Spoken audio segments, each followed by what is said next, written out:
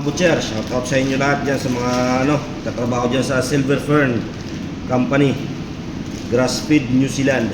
Yan o. Shout out sa mga dun, sa mga butchers na Pilipino. Yan. Ano to? Top inside, top side, top round. Yan, pakita ko sa inyo.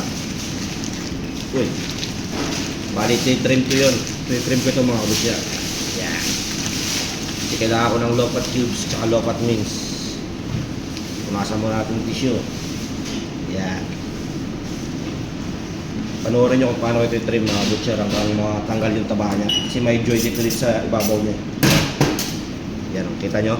Taba. Sarap niya. Quality yung taba niyan. Yan o. Tanggalin natin yung mga taba-taba na yan mga butcher. Yan. Kita nyo? Meron yan dito joint para babakbak tong niya, unang layer yan. May layer yan. Pakita nyo. Pakita ko. Oh. Kita nyo yan. Pag makita nyo na itong layer na to, mababakbak na yan. Para solid na ito isang niya. Yan o. Kita nyo. Hindi nyo para makita. Medyo malayan. Yan. Yan mga butcher. Yan ang unang layer ng top round. Ito solid na siya mga butcher. Yan.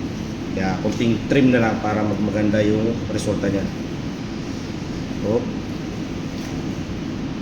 Kasi mga tao dito, mahilig sa karne, ayaw ng taba.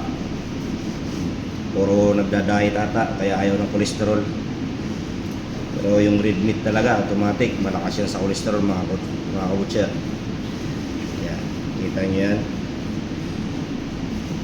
Pakita ko sa inyo yung kung gaano kasolid tong karne na to. Yan o.